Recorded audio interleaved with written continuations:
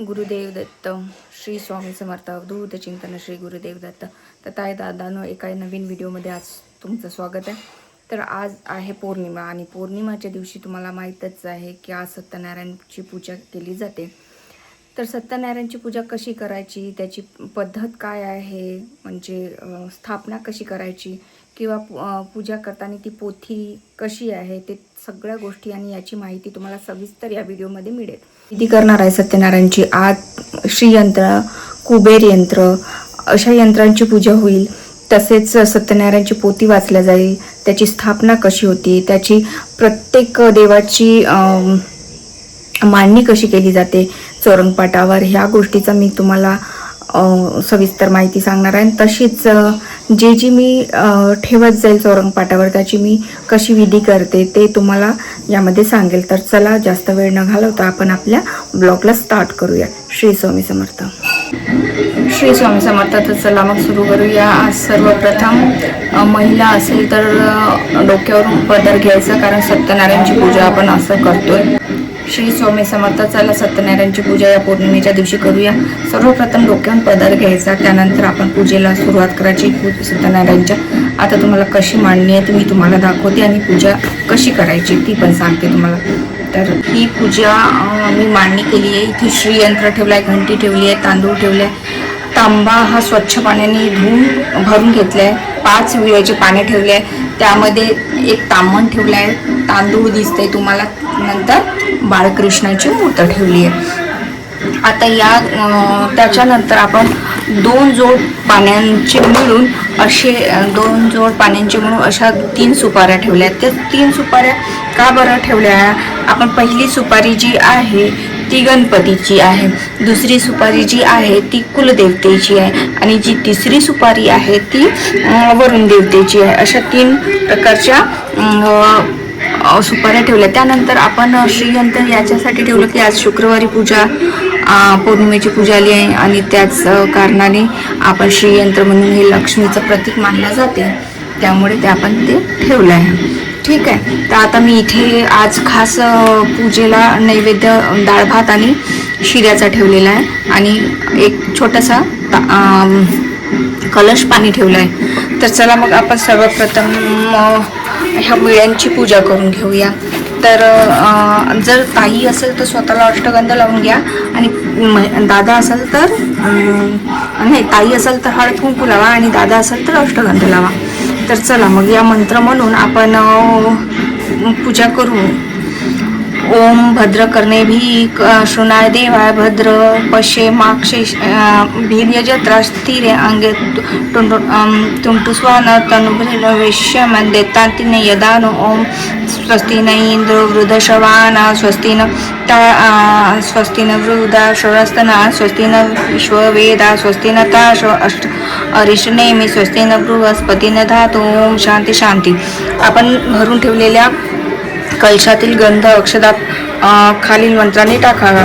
कलशामध्ये भरून जे मी ठेवलेलं होतं, म्हणजे असं मी फक्त तुम्हाला या सांगण्यासाठी ठेवलं आहे, पण कलशामध्ये ऑलरेडी मी पूजा केलेली आहे कलशाची. तर आपण जेव्हा हळद कुंकू असं घेऊन, म्हणजे हे अष्टगंध आणि हळद कुंकू घेऊन खालील मंत्र म्हणून आपण कलशामध्ये ते अर्पण करायचं. म्हणजे ओम कलश देवताय नमः, ओम कलश पूजाताय नमः, अक्षदा आणि पुष्पम समर्पयामी, प्रार्थनापूर्वक नमस्कार मी समर्पयामी. त्यानंतर आपण हे ताम्हण ठेवून द्यायचं, म्हणजे श्रीकृष्णाचं.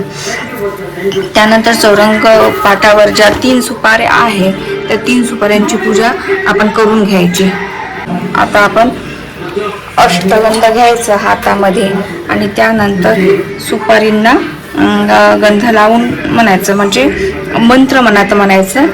ओम श्री गणपते दीपये नमः, विरलेनाथ चंदन समर्पयामी.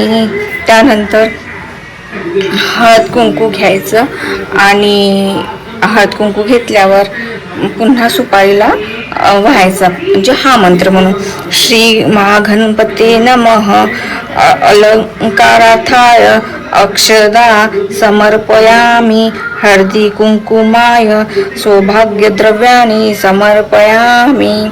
अजून त्यानंतर सुपारीला फूल व्हायचं. त्यानंतर आपल्याला प्रथम सुपारीला म्हणजेच आपण जे गणपतीला सुपारी ठेवलेली आहे त्या गणपतीच्या सुपारीला आपण फूल वाहूया. फूल वाहताना आपण काय म्हणायचं, महागणधिपये नमः श्री कुलग्लोताय पुष्पम समर्पयामि. ठीक आहे. त्यानंतर श्री महागणपते धीपय नमः दीपदर्शम समर्पयामि. त्यानंतर आपण करायची आहे कुलदेवतेची पूजा. आपण आधी तर पूर्ण पूजा करून घेतली, पण ही झाली गणपतीची पूजा, ही झाली आता कुलदेवताची पूजा. कुलदेवताची पूजा करताना सेम करायचं. श्री कुलदेवताय नमः विलेपार्पण चंदन समर्पयामि. त्यानंतर श्री कुलदेवताय नमः अलंकार अक्षदा समर्पयामि हळदी कुंकुम समर्पयामि. श्री कुलदेवताय ऋतुक्लध्वजम पुष्पम समर्पयामि. धूपम श्री कुलदेवताय धूपम समर्पयामि.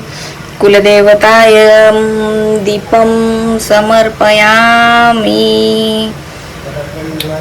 आता पण शेवटची आहे ही वरुण देवतेची पूजा. वरुण देवतेची पूजा सेम तशीच करायची जशी आपण केलेली आहे. ठीक आहे. मग आपण तिन्ही एकाच देवाला, तुम्ही एक एक पूजा करून पण नैवेद्य देऊ शकतो आणि आपण तिन्ही एकदाच नैवेद्य देऊ शकतो. मी तिन्ही एकदाच नैवेद्य अर्पण करणार आहे. तर बघा, आता आपण वरुण देवतेची पूजा करतो. श्री वरुण देवताय नमः वरुण देवतोय नमः विलेपार्पण चंदन समर्पयामि. श्री कुलदेवताय अलंकार अक्षता समर्पयामि हळदी कुंकुमाय समर्पयामि. श्री कुलदेवतोय नमः पुष्पम समर्पयामि दीपम समर्पयामि धूपम समर्पयामि. ही झाली 3 देवतांची पूजा. त्यानंतर आपल्याला द्यायचं आहे, आपल्याला हे जे आपण नैवेद्य ठेवलं आहे त्यामध्ये एक एक तुळशीपत्र ठेवूया. तुळशीपत्र ठेवलं. तुळशीपत्र ठेवल्यानंतर आपण ते पाणी कलशातील याच्यावर बुडवून एक गायत्री मंत्र म्हणून घेऊया त्या पूजेला. ओम तस्य विदुर्वरेण्यं भर्गो देवस्य धीमहि धियो यो न प्रचोदयात्. त्यानंतर प्राणाय स्वाहा व्यानाय स्वाहा अपमानाय स्वाहा उदानाय स्वाहा समानाय स्वाहा. श्री स्वामी समर्थ. ओम ब्रह्म अमृताय स्वाहा असं म्हणून हे देठ तिकडे ठेवायचं तोंड आणि सुपारीच्या बाजून ठेवायची. ही झाली आपली कुलदेवताची पूजा. त्यानंतर आता बाळकृष्ण देवतेची आपल्याला पूजा करायची आहे. लक्षात ठेवा. चला आता आपण बाळकृष्णाची पूजा करूया. ठीक आहे. श्री बाळकृष्ण देवतोय नमः विलेपार चंदन समर्पयामि. श्री बाळकृष्ण देवते नमः अलंकारार्थाय अक्षदा समर्पयामि हळदी कुंकू सौभाग्य द्रवानी समर्पयामि. श्री बाळकृष्ण देवताय अलंकारार्थाय धूपम समर्पयामि. श्री बाळकृष्ण देवताय ऋतुग्लोताय पुष्पम समर्पयामि. श्री बाळकृष्ण देवतोयं दीपम समर्पयामि. श्री स्वामी समर्थ.